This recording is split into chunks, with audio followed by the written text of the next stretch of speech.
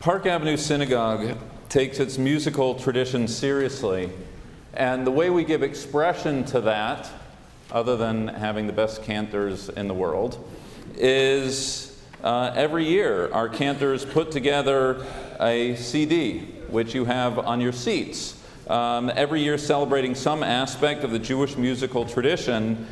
This year, Heritage, the Treasures of German Jewish Composers, is a wink and a nod at the German Jewish heritage of this synagogue. And I want to congratulate Cantor SCWHARTZ and the entire team and the music department for putting together this CD that honors our musical heritage.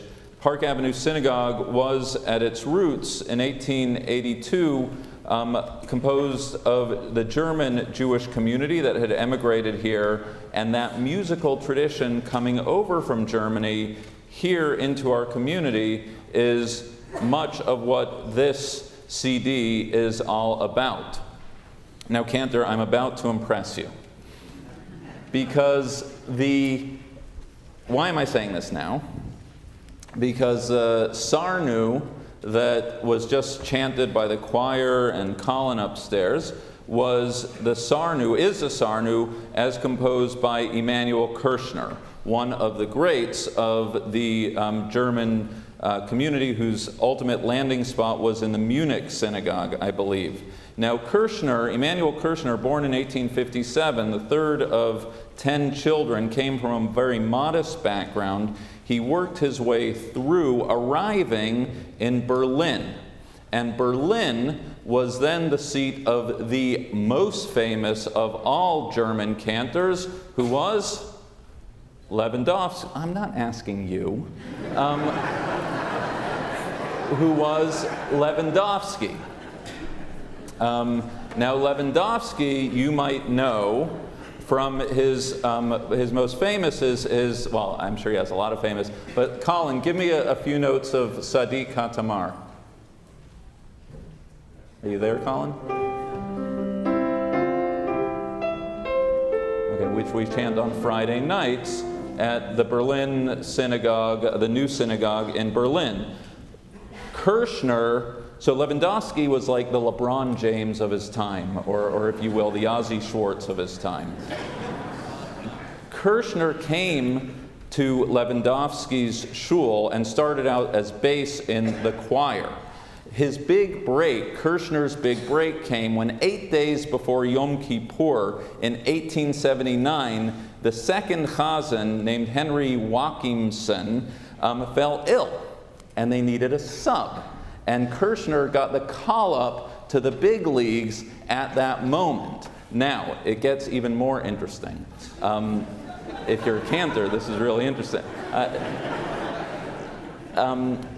Kirchner could never get over the slight that when Lewandowski retired from his position, Lewandowski did not put in a good word for Kirchner to get the main gig at the synagogue, and he left his number 2 spot and went to become the main guy in Munich. Years later, they approached each other, having long since retired, and Kirchner came to visit his old boss, his old teacher, and the joy of the reunion was mixed with a sense of sadness that Lewandowski was at the end of his days. And Lewandowski asked Kirchner to sing his melodies. And Lewandowski said to him that no one could sing Lewandowski's melodies as well as Kirchner did.